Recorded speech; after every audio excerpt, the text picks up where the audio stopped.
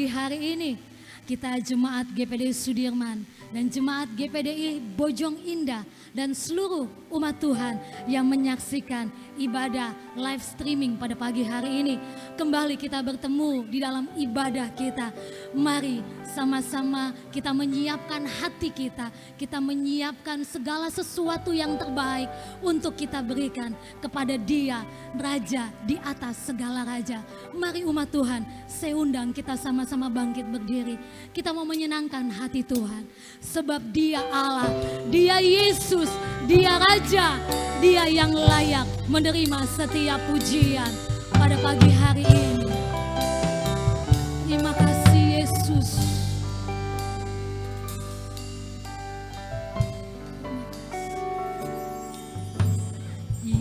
Yesus,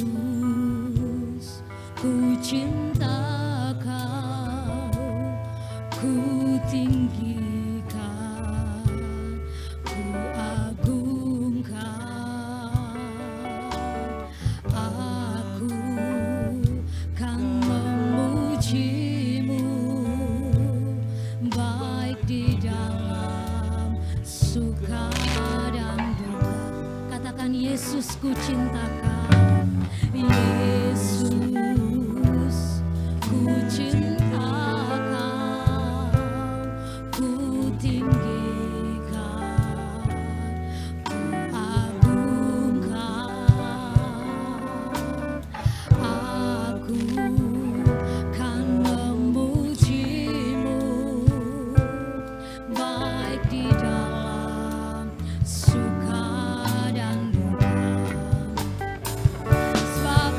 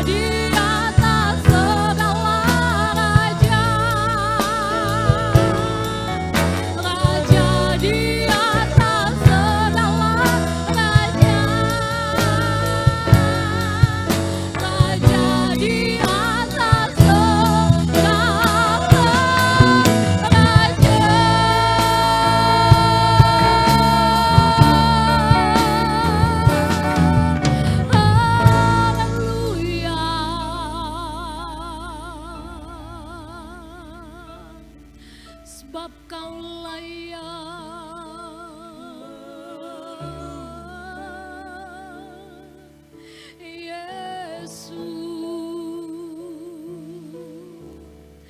Engkau layak menerima pujian kami Tuhan. Engkau yang layak menerima pengagungan kami.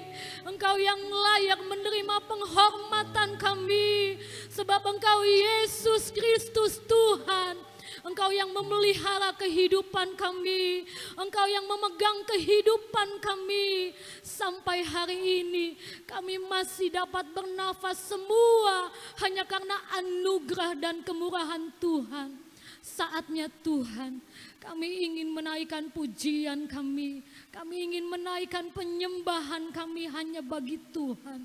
Biarlah Tuhan, pujian kami menyenangkan hati Tuhan.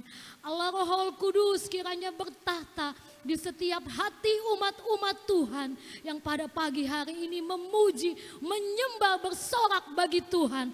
Kami yakin Tuhan, saat kami memuji, saat kami melompat, saat kami berteriak Tuhan memanggil namamu, ada kuasa yang terjadi, ada pemulihan yang terjadi, ada mujizat yang Allah ingin kerjakan bagi umat-umat Tuhan pada pagi hari ini. Terima kasih Tuhan, kami siap melayani Tuhan. Di dalam nama Tuhan Yesus Kristus, semua umat Tuhan yang diberkati Tuhan, sama-sama kita katakan, amin. Haleluya. Puji Tuhan, bersyukur kepada Tuhan. Pada pagi hari ini kita umat-umat Tuhan, baik kami yang ada di sini dan Bapak Ibu, anak-anak sekolah minggu yang berada di rumah, Tuhan masih memberikan kita kehidupan. Tuhan masih memberikan kita kesempatan. Untuk itu, teruslah setia di dalam Tuhan. Amin Yesus.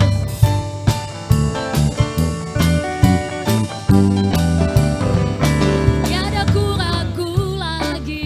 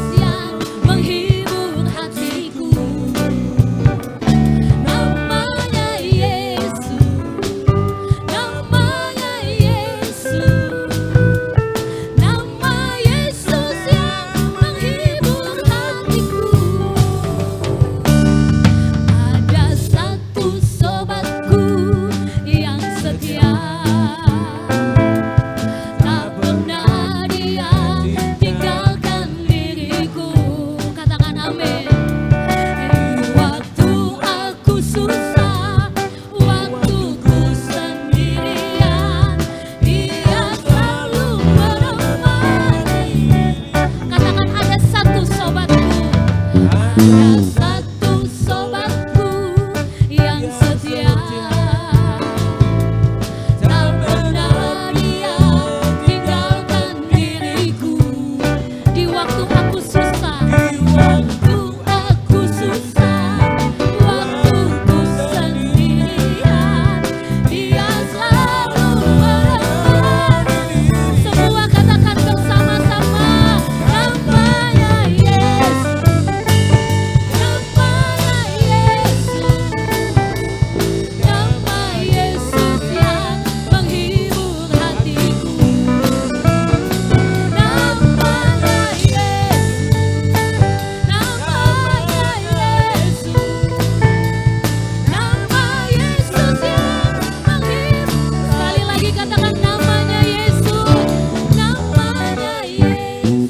Umat Tuhan yang ada di rumah, katakan dengan kuat dan dengan percaya kepada Tuhan. Hanya Dia Yesus, satu-satunya sahabatmu yang paling setia. Namanya Yesus, amin. Namanya Yesus, nama Yesus. Sekali lagi katakan namanya Yesus, namanya Yesus, namanya Yesus, nama Yesus yang menghibur hatiku.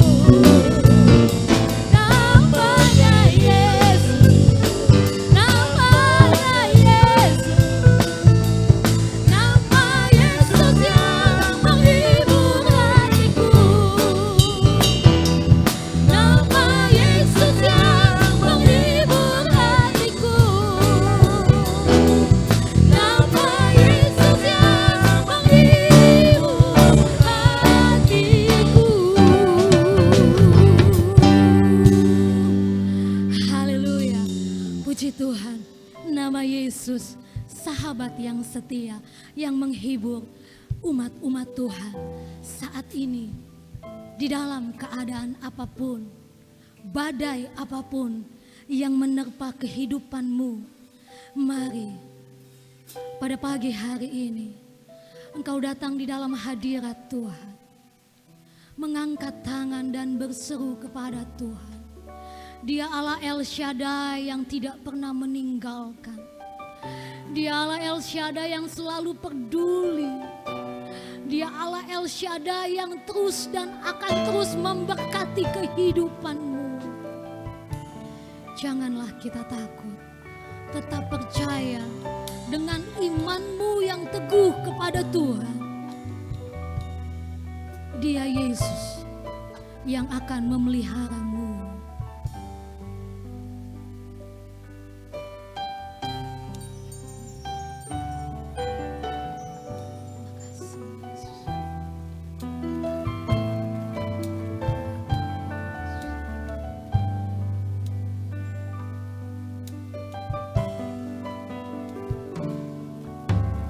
Tak usah ku takut, Allah menjagaku. Tak usah ku bimbang, Yesus peliharaku. Tak usah ku susah, Roh Kudus imbuhku.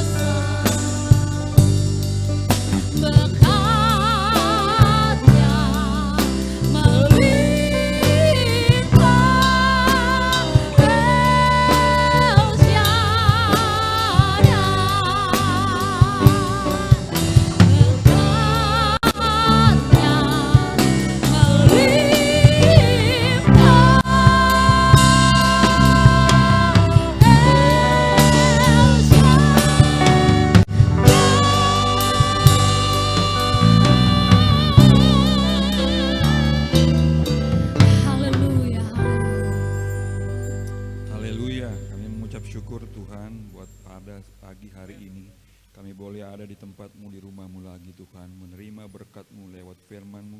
Bahkan terlebih buat Tuhan, buat hamba-Mu yang akan menyampaikan firman-Mu, mari Tuhan pakai mulut lidah bibir hamba-Mu untuk dapat menyampaikan firman-Mu, apa isi hati-Mu Tuhan kepada kami sebagai umat-Mu. Kami menerima berkat lewat hamba-Mu Tuhan, firman-Mu akan sampaikan. Dalam nama Tuhan Yesus Kristus kami mengucap syukur. Haleluya. Amin.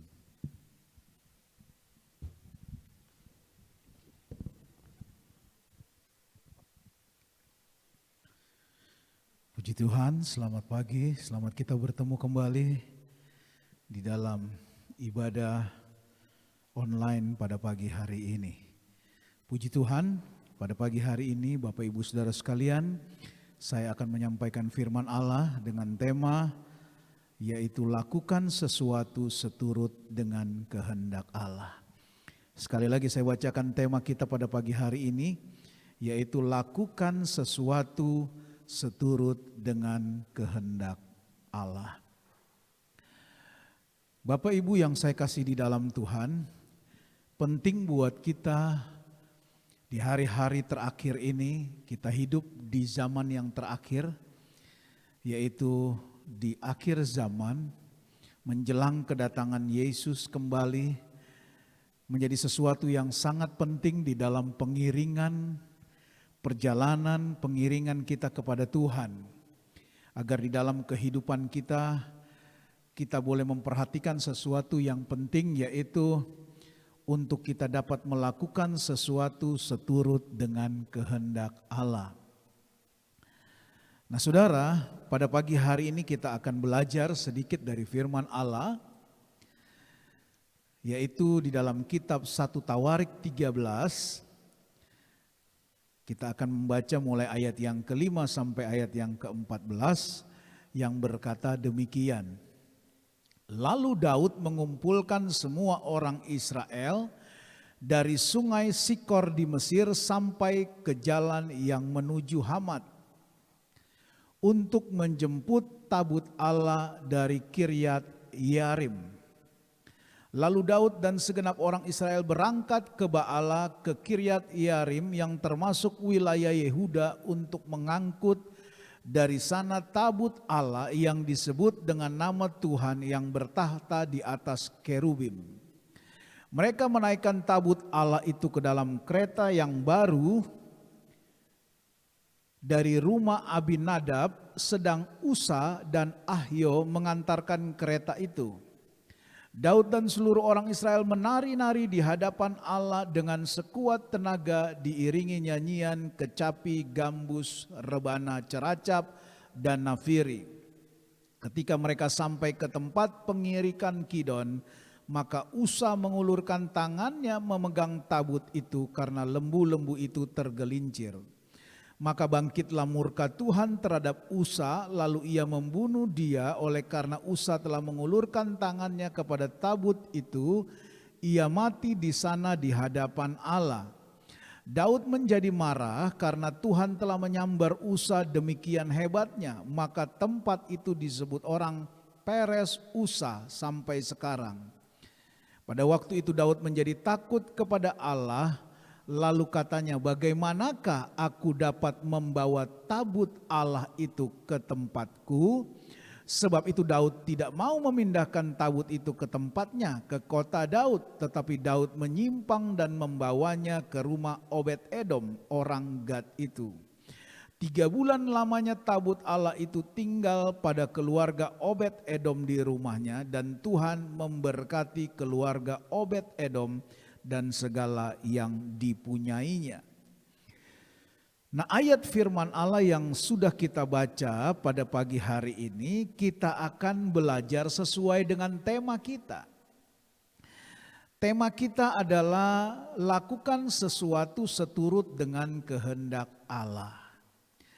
Nah, kita sudah membaca saudara di dalam 1 Tawarik 13 ayat 5 sampai ke 14 ini menceritakan tentang rencana Daud, Raja Daud yang akan memindahkan tabut Allah dari Kiryat Yearim Kiryat Yearim itu adalah wilayah Yehuda. Rencananya tabut Allah akan dipindahkan ke kota Daud, yaitu Yerusalem. Jadi Daud berencana memindahkan tabut Allah dari Kiryat Yearim, wilayah Yehuda, ke Yerusalem. Maka Daud sebagai raja mempersiapkan prosesi pemindahan tabut Allah tersebut. Dan dikatakan Daud mempersiapkan segala sesuatunya. Bahkan tadi kalau kita baca ulang di dalam ayat 6, 7, 8 dikatakan Daud menari-nari. Ya, diiringi dengan gambus, kecapi, ceracap dan lain sebagainya. Nah, Daud mau memindahkan tabut Allah dari wilayah Yehuda ke Yerusalem. Ini ke ayat 8 kita lihat Daud menari-nari di hadapan Allah dengan sekuat tenaga. Ya. Jadi Daud mau memindahkan tabut Allah ke Yerusalem. Nah, saudara, sesuatu rencana yang baik yang sudah dipersiapkan oleh Raja Daud. Karena tabut Allah itu bicara tentang simbol kehadiran Allah. Ya. Nah, sekarang kita mau melihat dalam ayat yang ke-9 dan seterusnya. Dikatakan ayat yang ke-9, ketika tabut Allah sudah dibawa, saudara, di ayat 9 kita baca pelan-pelan. Ketika mereka sampai ke tempat pengirikan Kidon, jadi dalam perjalanan tabut Allah menuju dari Kiryat Yearim, dari Yehuda ke Yerusalem, mereka sampai ke tempat pengirikan Kidon, maka Usa mengulurkan tangannya memegang tabut Allah. Kenapa Usa memegang tabut Allah? Rupa-rupanya karena lembu-lembu itu tergelincir. Lembu-lembu yang membawa kereta itu tergelincir. Coba kita mundur ke ayat 6 atau 7. Mundur ke ayat 6. Daud dan segenap orang Israel berangkat ke Baala untuk mengangkat tabut Allah. Ayat 7. Mereka menaikkan tabut Allah itu dalam kereta. Jadi kereta itu ditarik mungkin oleh lembu-lembu itu. Ya. Mereka menaikkan tabut Allah ke dalam kereta yang dipersiapkan. Kita kembali ke ayat 9. Nah, kenapa tangan Usa mengulurkan memegang tabut Allah itu? Ternyata lembu-lembu itu tergelincir. Lembu-lembu itu tergelincir, ya. Kalau kereta itu ditarik oleh lembu-lembu yang dipersiapkan, tabut Allah dibawa dan lembu-lembu tergelincir, maka sesuatu yang dibawanya juga pasti akan jatuh. Coba saja kita lihat kalau orang naik kereta seperti kerajaan-kerajaan yang berada di Pulau Jawa sana, ya.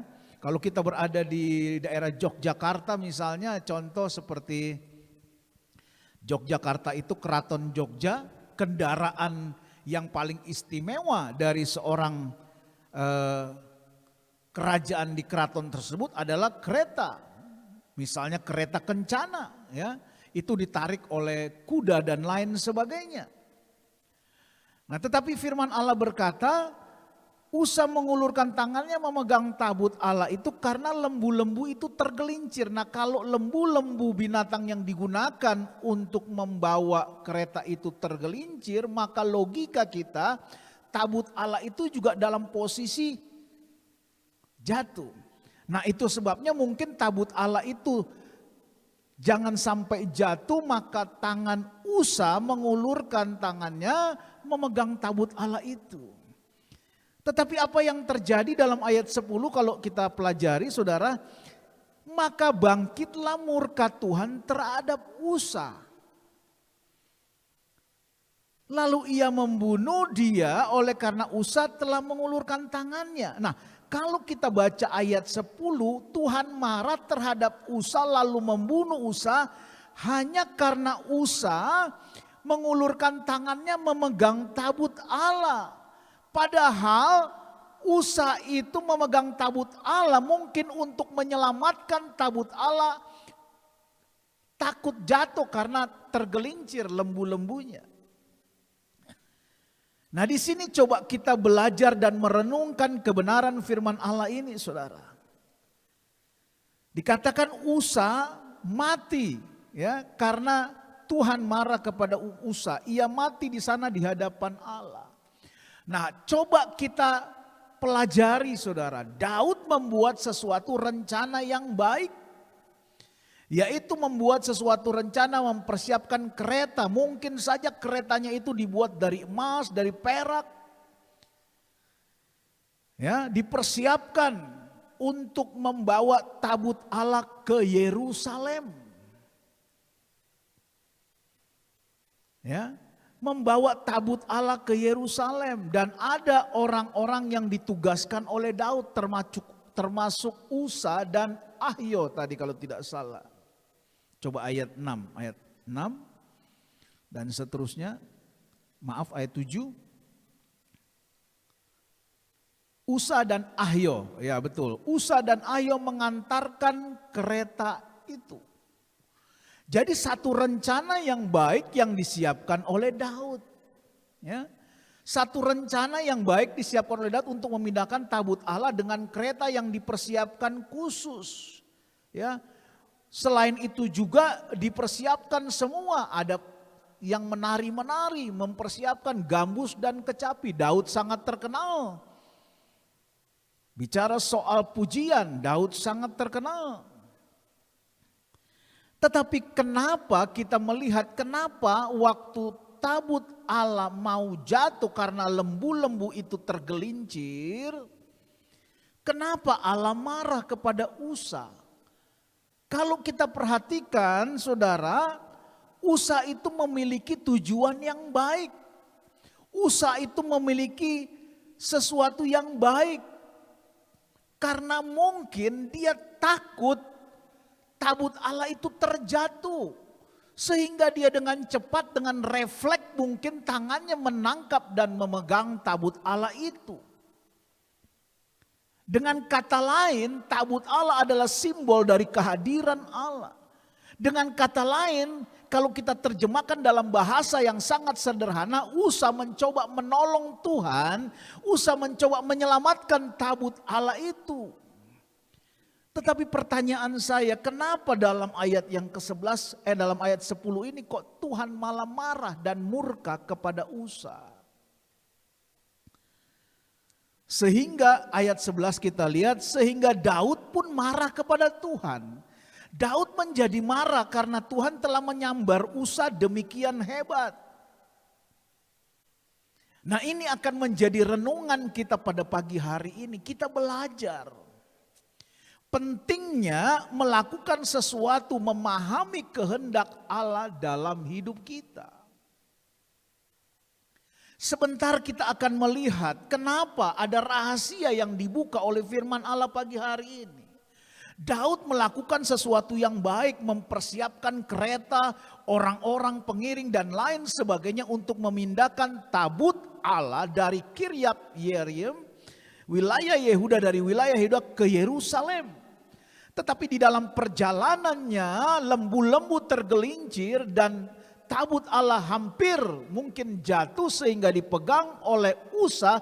Tetapi Usa mati, kena murka daripada Tuhan karena Usa memegang tabut Allah. Dengan kata lain, Allah marah kenapa Usa harus menyelamatkan tabut Allah itu.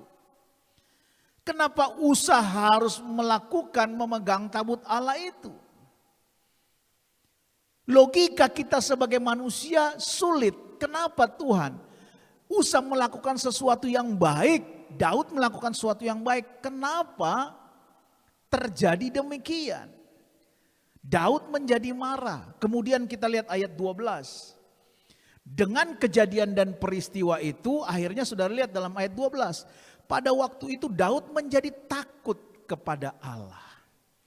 Lalu katanya, bagaimana saya harus dapat membawa tabut Allah itu ke tempatku, ke kota Daud, ke Yerusalem. Daud bertanya, bagaimana aku harus membawanya? Karena ternyata dalam perjalanannya lembu-lembu tergelincir, bahkan orang yang mau menyelamatkan tabut Allah itu pun ditegur Tuhan. Tuhan marah dan orang itu mati di hadapan Allah. Daud takut. Daud takut untuk mengutak-atik tabut Allah di dalam perjalanan menuju ke Yerusalem. Daud bertanya, bagaimana aku dapat membawa tabut Allah itu? Karena Daud takut. Ayat 13 akhirnya diputuskan oleh Daud. Daud tidak akan memindahkan tabut Allah itu ke Yerusalem, ke kota Daud. Tetapi akhirnya Daud melakukan di mana tabut Allah itu dibawa ke rumah Obed-Edom. Ya. Ke rumah Obed-Edom. Dan ditaruh di sana selama berapa lama, Saudara? Kita lihat ayat 14.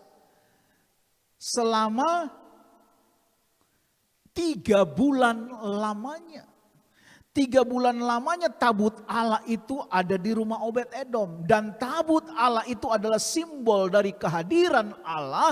Itu sebabnya ketika tabut Allah itu ditaruh di rumah Obed-Edom selama 3 bulan. Maka selama 3 bulan juga Obed-Edom diberkati Allah secara luar biasa. Dan Tuhan memberkati keluarga Obed-Edom dan segala yang dipunyainya. Lihat saudara. Lihat, ketika sesuatu simbol dari kehadiran Allah ada di dalam rumah orang percaya, di dalam rumah orang yang menerima itu, maka ada berkat Allah. Yang percaya katakan amin. Dan selama 3 bulan Daud tidak berani mengotak-atik tabut Allah. Dia berpikir bagaimana harus membawa tabut Allah itu kemudian dari rumah Obed-Edom untuk ke kota Daud, ke Yerusalem. Sekali lagi saya ulangi, rencana Daud adalah sesuatu yang baik. Dan tujuan Usa pun juga tujuan yang baik. Tetapi menjadi pertanyaan besar. Kenapa Allah marah terhadap Usa dan Usa harus mati di hadapan Allah? Kita lihat di dalam 1 Tawarik 15. Kita mulai ayat yang ke-11. Lalu Daud memanggil. Jadi ayat ini saudara, posisi tabut Allah sudah di rumah Obed-Edom. Dan posisi tabut Allah sudah di rumah Obed-Edom. Obed-Edom yang beruntung diberkati selama 3 bulan. Tabut Allah ada di sana. Karena di mana tabut Allah itu diletakkan dan berada, disitulah akan diberkati oleh Tuhan. Katakan amin.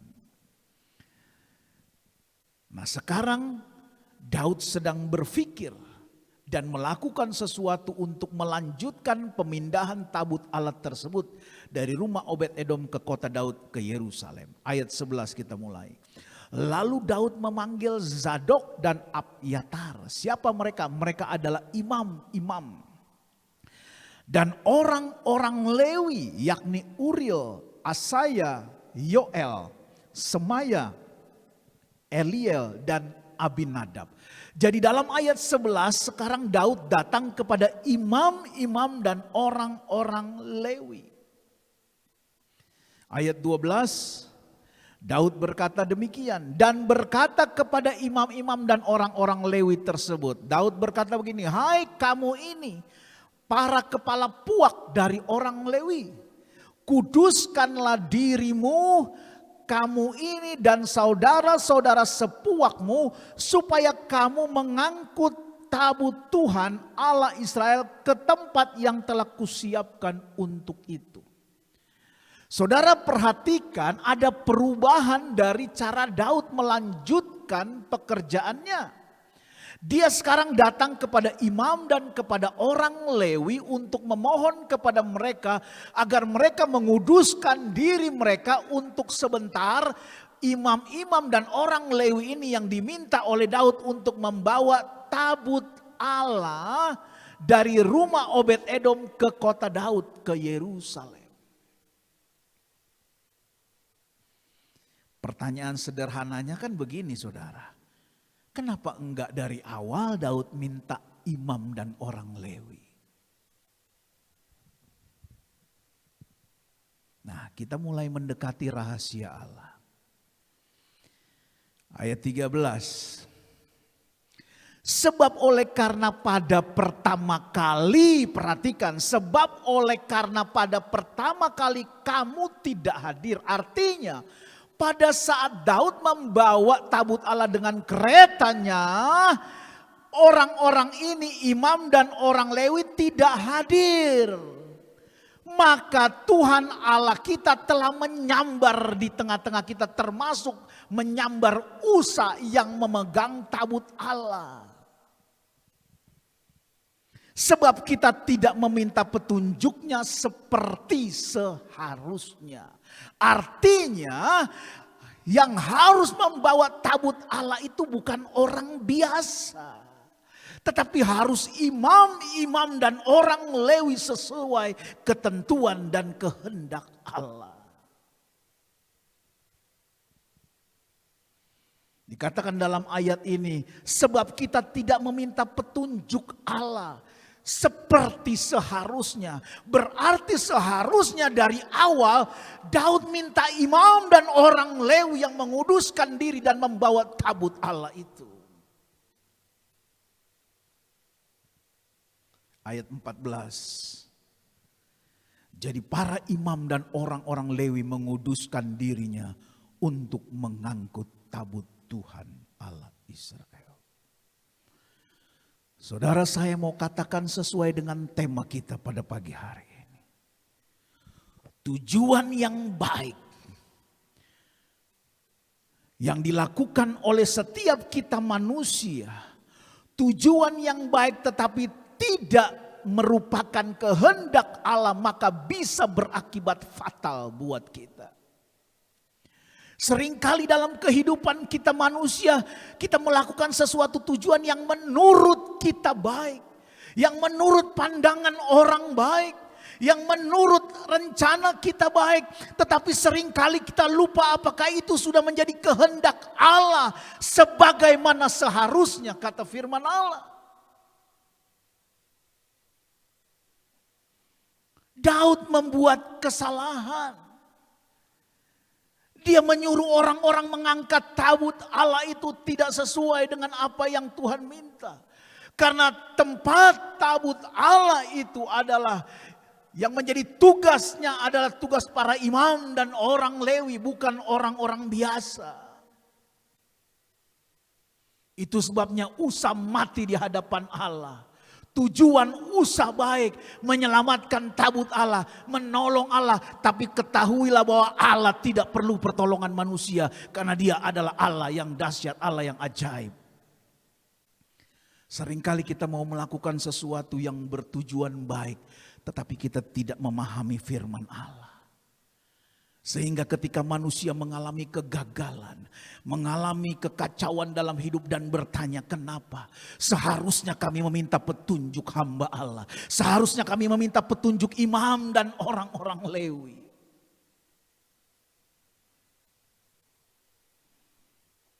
Melakukan kehendak Allah di dalam saat-saat seperti ini, saudara, menjadi sesuatu yang sangat penting dalam hidup kita orang percaya. Katakan amin. Jangan kita melakukan sesuatu yang menurut kita baik.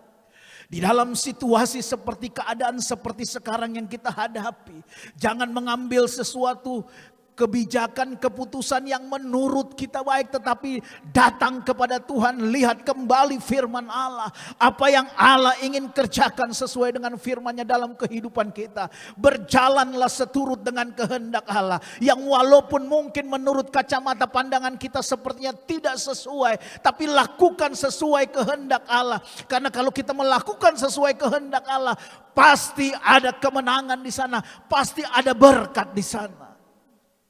Rumah Obed Edom diberkati selama 3 bulan. Karena simbol kehadiran Allah ada di tempatnya. Kita lihat ayat 25. Ayat 25 kita lihat. Dalam 1 Tawarik 15 ayat 25. Maka Daud dan para tua-tua Israel dan para pemimpin pasukan 1000 pergi untuk mengangkut tabut perjanjian itu dari rumah Obed Edom dengan sukacita. Ayat 26.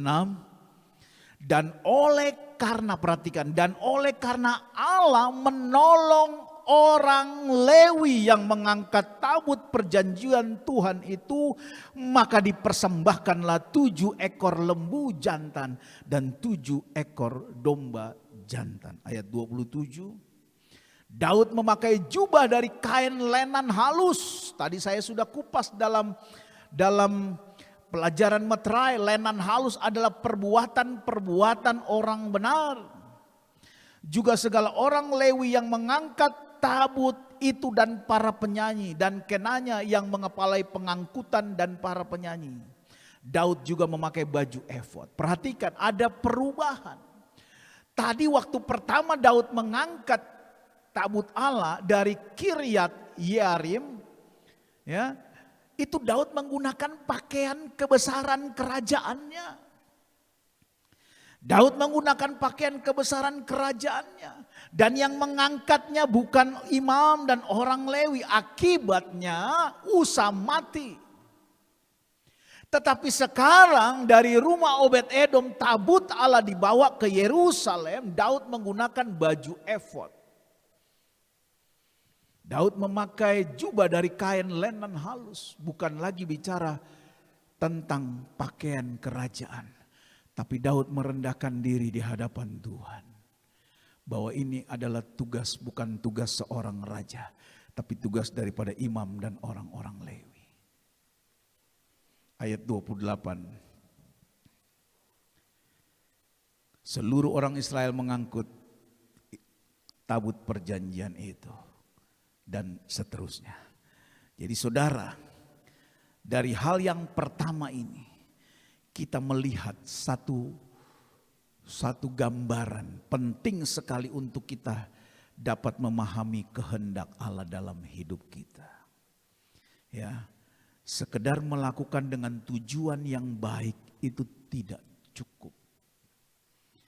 Berapa banyak orang-orang Kristen, orang-orang percaya menjalani kehidupan ini dengan sekedar hanya melakukan tujuan yang baik. Tetapi seringkali gagal dan gagal. Bahkan bertanya kenapa bisa gagal. Karena tujuan baik itu saja belum tentu menggambarkan kehendak Allah. Tetapi kalau kehendak Allah yang kita lakukan, maka sudah pasti itu menyatakan perbuatan yang baik dan benar di dalamnya. Ada amin saudaraku? Penting kita hidup saat ini di akhir zaman. Kita hidup di dalam satu situasi yang sedang mengguncang dunia saat ini. Kita harus belajar menjalani hidup ini dengan kehendak Allah. Bukan sekedar karena kita pintar mengambil keputusan kebijakan, perbuatan baik menurut hemat dan cara pandang kita. No, tapi kita harus kembali kepada firman Allah.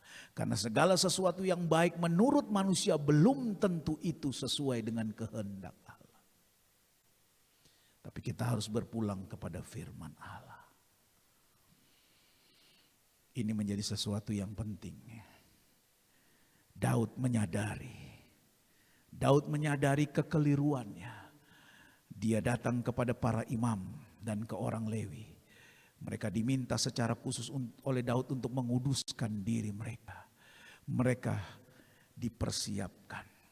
Dan kalau kita mau belajar mengupas tentang siapa orang Lewi dan imam. Di dalam perjanjian lama saya tidak akan kupas pada pagi hari ini.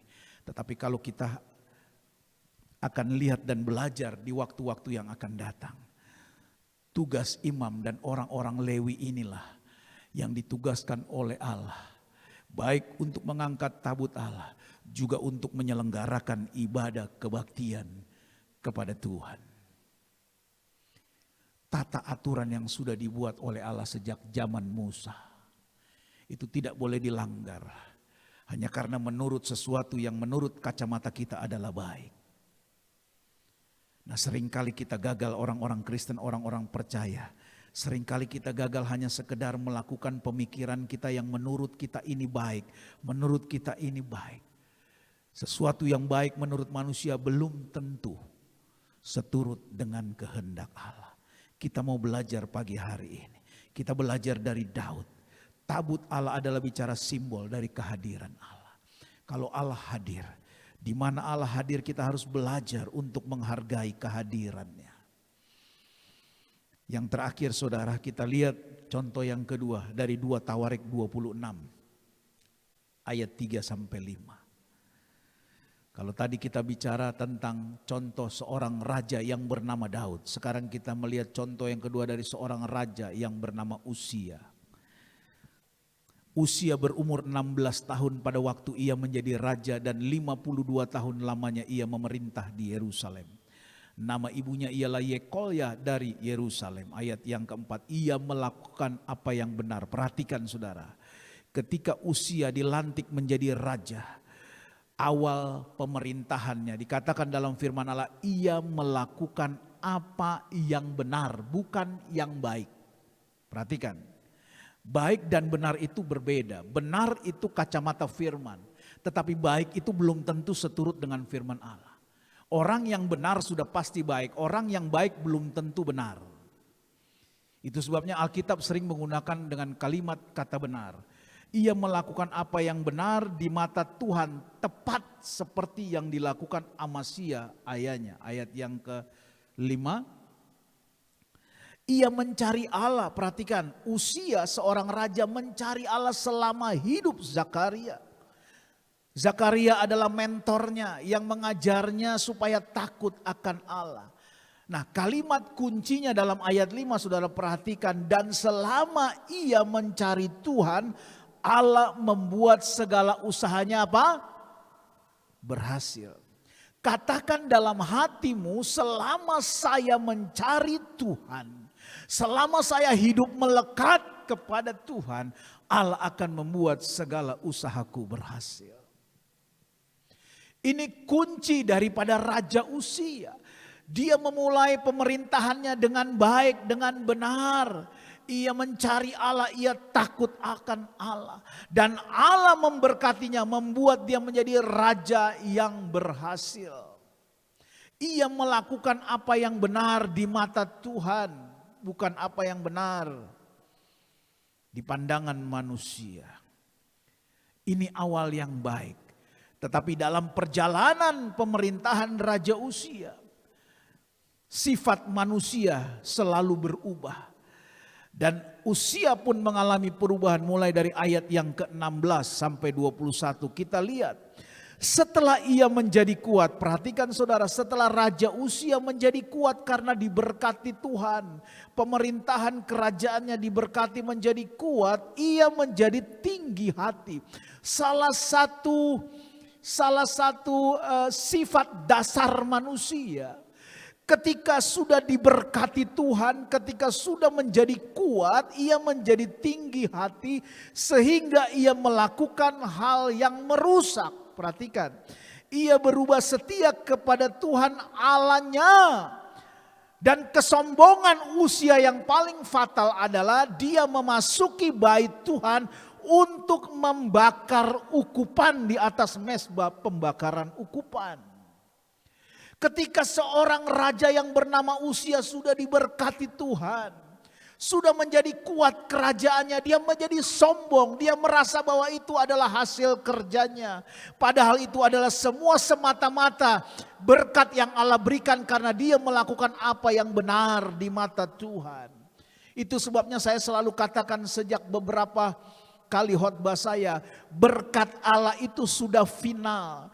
Tidak perlu kita minta, tugas kita melakukan apa yang benar di hadapan Allah, apa yang benar seturut dengan firman Allah. Tugas Allah adalah memberkati kita, katakan amin. Jadi lakukan saja apa yang benar sesuai dengan firman Allah. Lakukan apa yang benar dengan firman Allah. Kita kembali ke ayat 17 tadi.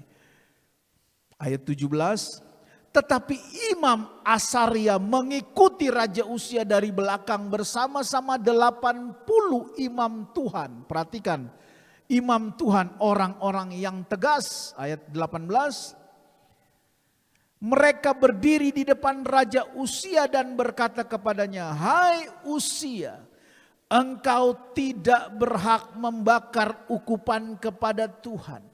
Hanyalah imam keturunan Harun yang telah dikuduskan yang berhak membakar ukupan. Lagi-lagi terjadi penyalahgunaan kehendak Allah dalam seorang raja. Tadi yang pertama kita lihat bagaimana Daud telah salah berbuat melakukan kehendak Allah. Sekarang Raja Uzia pun salah melakukan. Dia merasa dirinya seorang raja berhak melakukan segala sesuatu. Oh no. Ketika ada dalam bait Allah, tempat Allah ada, simbol dari kehadiran Allah. Ada para imam yang ditetapkan oleh Allah untuk melakukan sesuatu di dalam bait Allah, bukan seorang raja. Seorang raja masuk dalam rumah Tuhan, masuk dalam bait Allah, posisinya tidak lebih tinggi dan tidak lebih rendah dari seluruh jemaat Tuhan yang ada. Siapapun yang masuk dalam bait Allah berada dan memiliki posisi yang sama di hadapan Tuhan. Rajakah dia, presidenkah dia, perdana menterikah dia, semua sama ketika ada di dalam bait Allah. Yang berhak dan memimpin bait Allah sesuai dengan firman Allah yang ditentukan oleh Allah adalah para imam.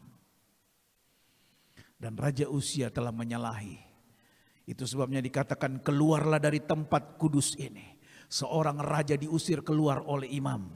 Keluarlah dari tempat kudus ini. Karena engkau telah berubah setia, engkau tidak akan memperoleh kehormatan dari Tuhan.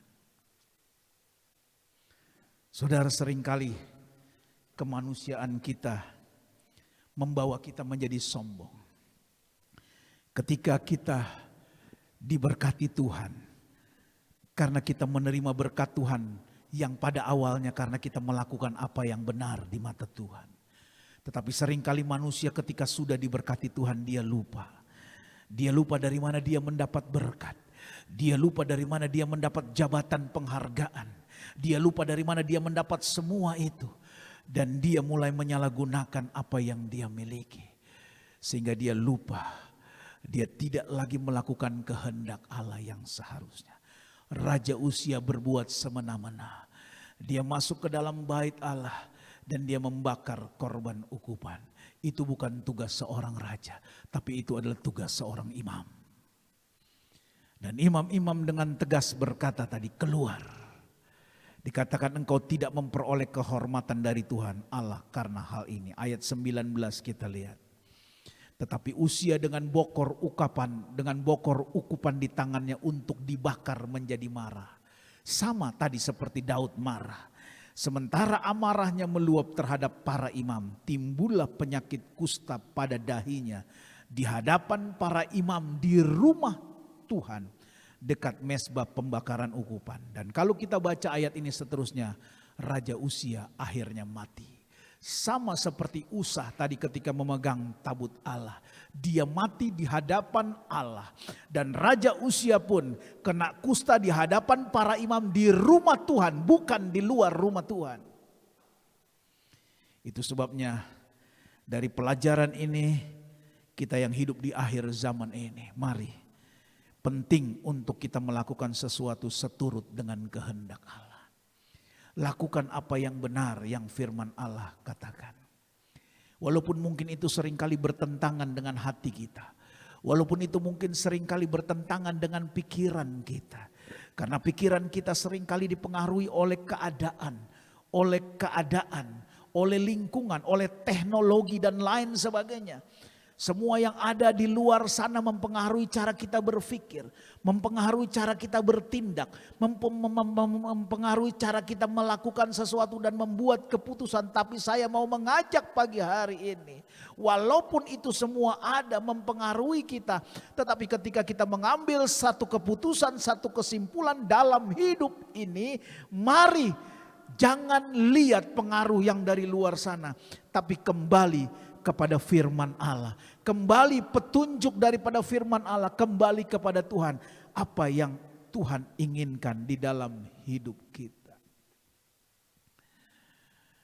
Persoalan hidup ini bukan persoalan berapa lama kita hidup. Tetapi adalah persoalan berapa lama kita melakukan kehendak kita. Kehendak Tuhan di dalam hidup kita. Dan kalau kita melakukan kehendak Allah dalam hidup kita, maka sudah pasti Allah membuat kita menjadi berhasil. Daud dibuat berhasil, Uzia dibuat berhasil. Tetapi kelebihannya Daud Setiap kali Daud membuat kesalahan, Daud memperbaikinya dengan cepat. Daud datang kepada imam dan orang Lewi untuk melakukan apa yang menjadi kehendak Allah. Raja Usia dia tidak lakukan itu. Raja Daud pernah melakukan hal yang paling mengerikan, membunuh suami orang dan mengambil istri orang menjadi istrinya. Melakukan perselingkuhan yang jahat di mata Tuhan. Tetapi secepat itu juga Daud bertobat. Sehingga Daud berkata, Tuhan ampuni aku. Silakan semua ambil daripadaku, asal jangan engkau ambil rohmu daripadaku. Kelebihan Daud, setiap kali dia membuat kesalahan dia segera berbalik dengan cepat. Dan dia peka terhadap sesuatu yang harus dilakukan. Mari Bapak Ibu Saudara yang saya kasih di dalam Tuhan. Hari-hari ini kita diperhadapkan dengan banyak hal yang harus kita buat. Dan harus kita lakukan keputusan kebijaksanaan dengan cepat dan tepat. Tetapi sebelum kita lakukan semua itu dalam kehidupan kita, dalam kehidupan rumah tangga, dalam kehidupan bisnis, dalam kehidupan sekolah anak-anak kita, mari rendahkan dirimu datang kepada Tuhan. Ikut apa yang Tuhan mau, jalankan kehendak Tuhan melalui firman Allah.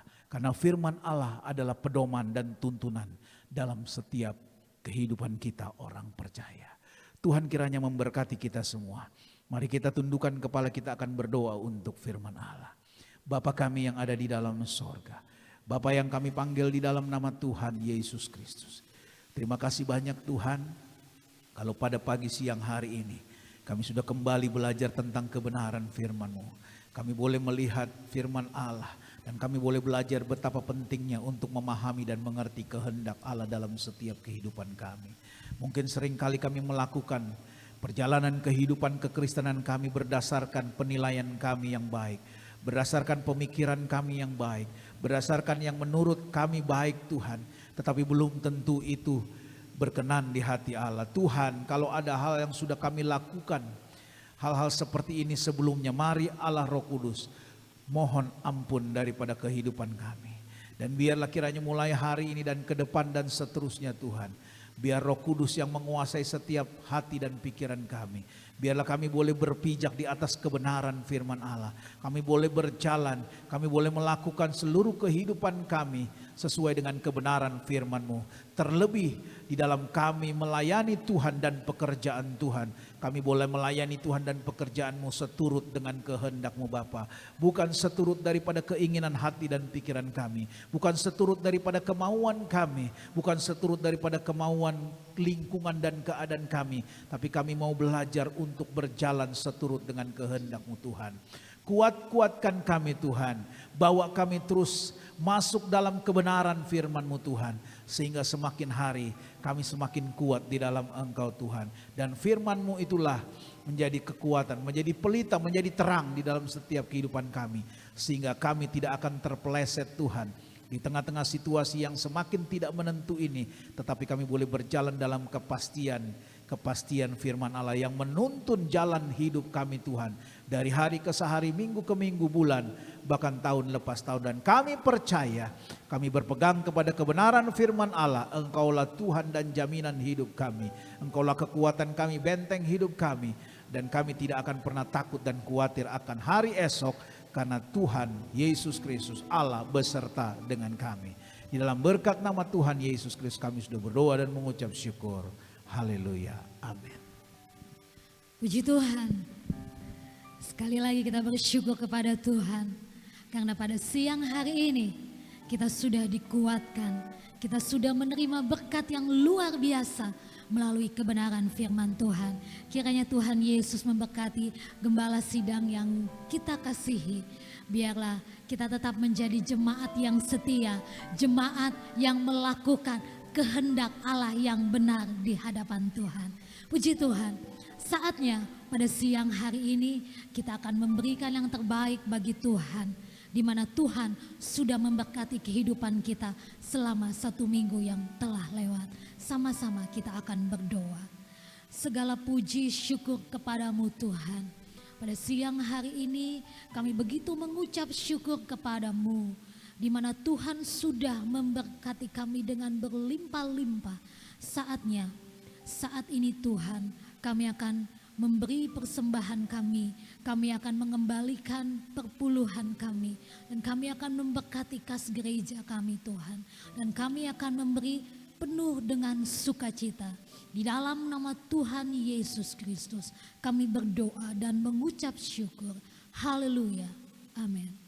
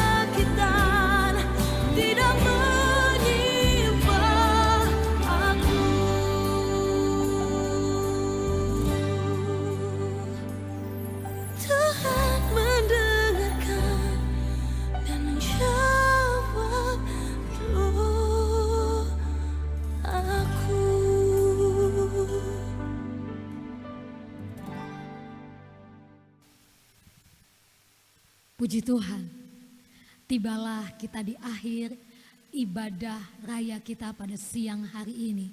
Kita percaya dan kita yakin seluruh jemaat Tuhan, baik GPDI Sudirman maupun GPDI Bojong Indah, kita tetap berpengharapan kepada Tuhan. Kita percaya akan janji Tuhan bagi setiap umat-umat Tuhan, tetap ada di dalam perlindungan Tuhan, tetap ada di dalam kemurahan Tuhan, dan berkat Tuhan menjadi bagian kita semua. Puji Tuhan, selamat hari Minggu, Tuhan Yesus memberkati.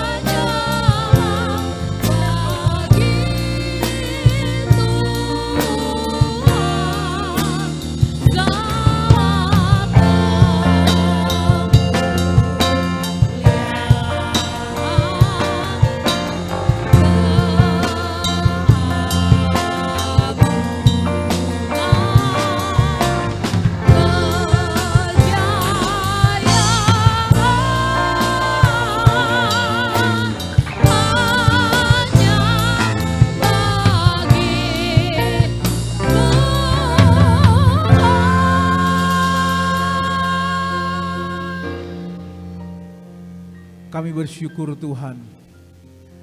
Kami bersyukur buat segala kebaikan Tuhan. Kami menikmati kehadiran Tuhan di tengah-tengah ibadah kami. Kami telah memuji menyembah Engkau Tuhan.